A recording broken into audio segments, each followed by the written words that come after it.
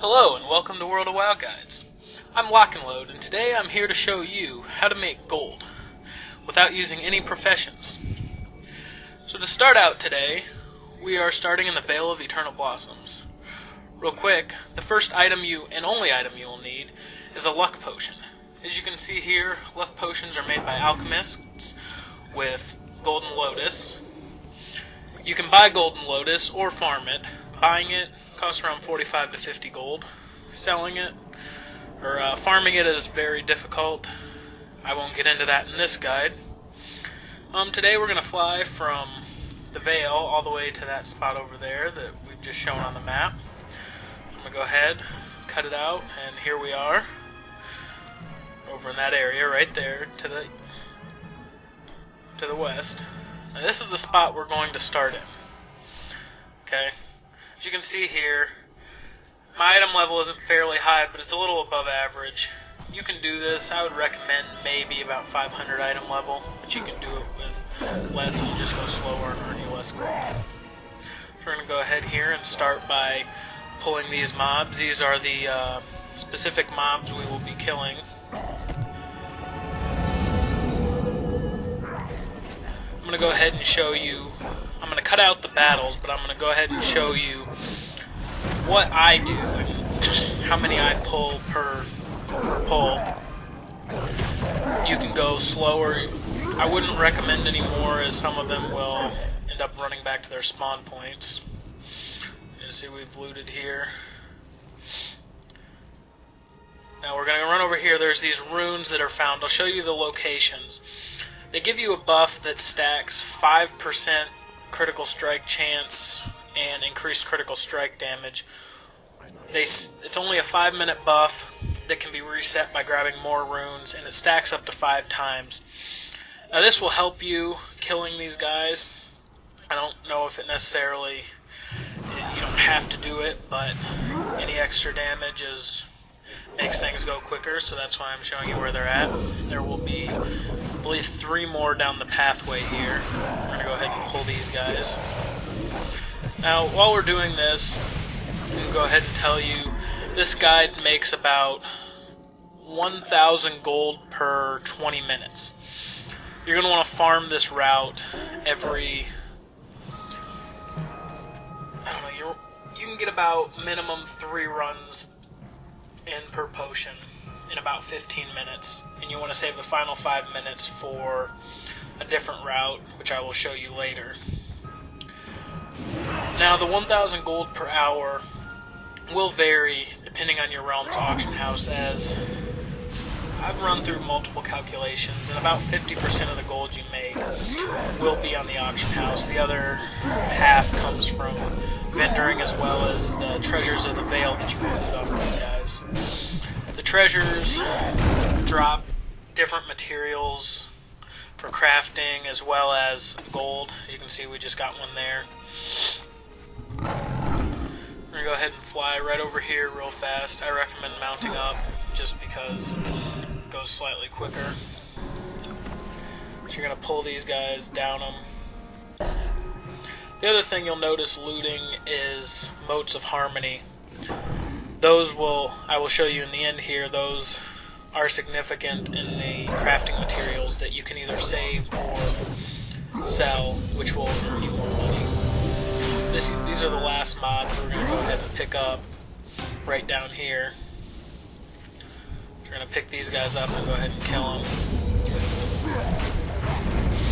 You'll notice while you're killing things, you get these keys. I just got one there.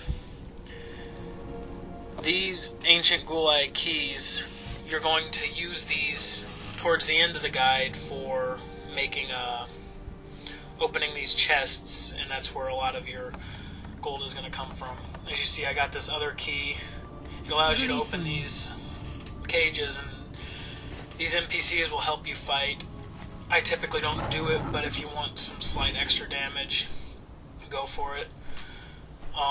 Those are the Gulai halls. We will be going there. I recommend, once there are 5 minutes left on your potion, I would head down there, because you do have to kill some mobs.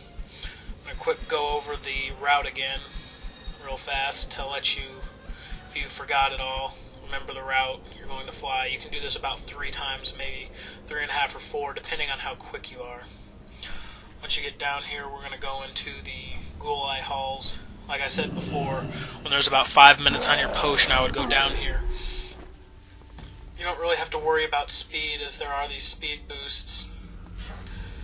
But I did it with 4 minutes before, but I was cutting it close to opening my chests at the end, so I'd recommend you stick closely to the 5 minutes, as there are mobs. Depending on, you might want to even go with 6 or 7, depending on your gear and how fast or slow you kill mobs.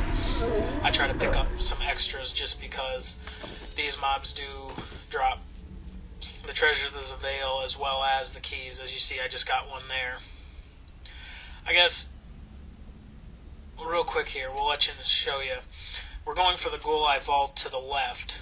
It's a pretty straightforward shot, but you want to go left and not over to the right.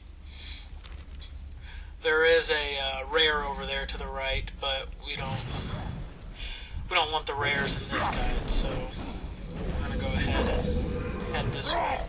I guess I didn't really mention it before, but you are going to want to know how to AoE with your class. I wouldn't recommend tank classes unless some tank classes can really put out the damage. Some, it's slow to kill. They're slow to kill things. I've seen warriors do it. Enraged Bull can do this on his hunter fairly well. I'm doing it here on my lock. Most classes should have the required AoE, but you want to be able to AoE things down quickly and not kill things single target, because that goes slower and reduces the amount of gold you make. As I said before, you make about 20, every 20 minutes you make about 1,000 gold, which equates to roughly 3,000 per hour. This fluctuates slightly depending on how many keys you get. I believe in this run I picked up 5 keys. I've picked up as many as 8 before. But this, see, I only did 1 run up and down the route. Now this is the Ghoul-Eye Vault. You want to be careful of these floor tiles here. These things come alive, but they're trap ones, and you don't want to step on them. You want to find that orb to unlock that wall of whatever, the force field at the back there. The orb will respawn in different places every now and then, so it won't always be in the same place. As you see there, I just kind of hit a tile. If you hit multiple tiles, they're going to start hurting you, shooting you around, and you just don't want that. You're going to go ahead and hit the orb to deactivate the force field, and then follow the path. You can kind of see the different colors. These brown tiles are the safe ones. Red and green are bad tiles. You don't want to step on those, as I showed you before. Alright, now that we're up here, you can see the chests that you want to open. The Ghoul-Eye keys allow you to open these chests. There's 10 chests. There's 4 available in front of the force field. So if you only have 4 keys, you don't necessarily have to open that force field. But you can get a maximum of 10 to open. If you have any more, save them for extra runs. One strategy I used with my lock was to set up a demonic gateway and a teleport across the room. I know with warriors you can heroic leap, hunters can disengage and try to jump from platform to platform. I sometimes try to pop bubble and run across here. I tried it before and it's worked, and then I teleport back to use my gateway, you know, if I'm strapped for time. So if there's little tricks with your class, like disengage or heroic leap, you can use those and help you to speed this process up real quick. We're going to go ahead and open these chests with the Ghoul-Eye keys. I believe I had 5 this run. You're going to get a variety of different cooking mats, crafting mats. You'll get Golden Lotus rep tokens. This is a good way also to farm Golden Lotus rep. I've gotten myself all the way from Honor to halfway to Exalted, and I've only run this. At this point, I've only run it about 6 or 7 times. So if you run this consistently, you'll get quite a bit. I'm gonna go ahead and open the rest of my Treasures of the Veil. These come through the luck potions and are a good source of income for this as well. Looking to buy? May the myth... I'm gonna go ahead and hearth back to the Veil here. I recommend selling all your greens and whites, anything you don't want. You're gonna take the motes you got and transfer them into spirits and go to this vendor here outside the Veil. You can check on auction house prices on your realm. I recommend the Golden Lotus, as it's usually about 50 gold a piece, and they give you 2, so it equates to about 200 gold per Spirit of Harmony. So that is very helpful. I guess just to end this off, you're going to want to go ahead and sell the rest of your crafting mats. You can save them if you want, but your gold income will be slightly less.